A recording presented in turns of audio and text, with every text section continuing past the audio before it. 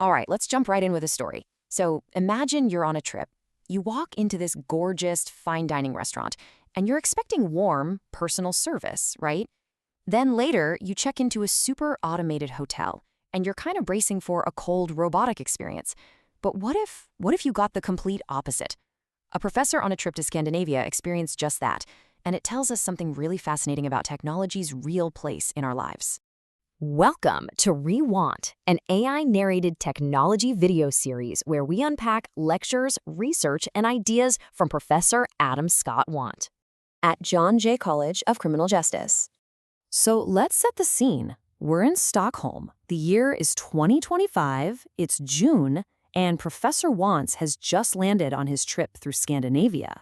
And, right away, he starts to notice that something is just different. Think about a city like New York, right?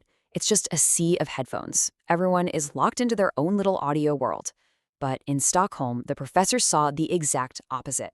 People were actually engaged with each other, with the city around them. They were smiling, they seemed relaxed.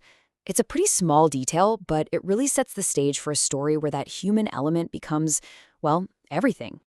Okay, so this brings us to the first big event of the trip. The professor walks into this restaurant called Pinchonation, and it's a beautiful spot, really has that fine dining vibe. The expectation? Amazing food, top-notch service. What he got instead was a total digital headache.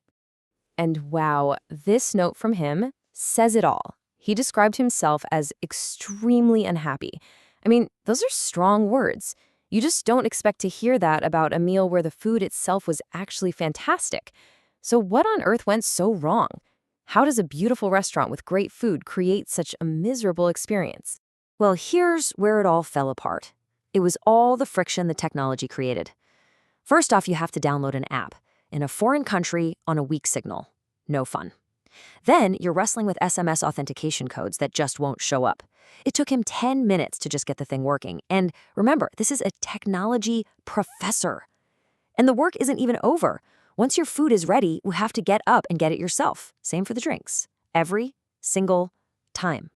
And get this, because it was a tapas restaurant, small plates, multiple orders, how many times did he have to get up and interrupt his own meal to go fetch something? 8. Yep, 4 times for food, 4 times for drinks. The whole idea of enjoying a nice meal out was just completely shattered by the so-called convenience of technology. This really just sums it all up, doesn't it? The food was spectacular, 5 out of 5, no question. But the service? A big fat 0. Why? Because there was no service.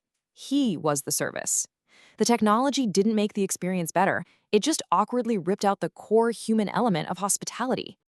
All right, so after that dining disaster, the professor heads over to Copenhagen. He checks into his hotel, the Citizen M, and what's the very first thing he sees? Yep, another screen, another automated system. You can just imagine his skepticism, right? Is this going to be round 2 of tech-fueled frustration? But it wasn't a bad sign at all. In fact, it was the complete opposite. The automated check-in was fast, it was efficient, it was totally seamless. He had his keys and was in his room in practically no time. So, what was the difference? Why did this automation work so well when the other one failed so spectacularly? In a word, context.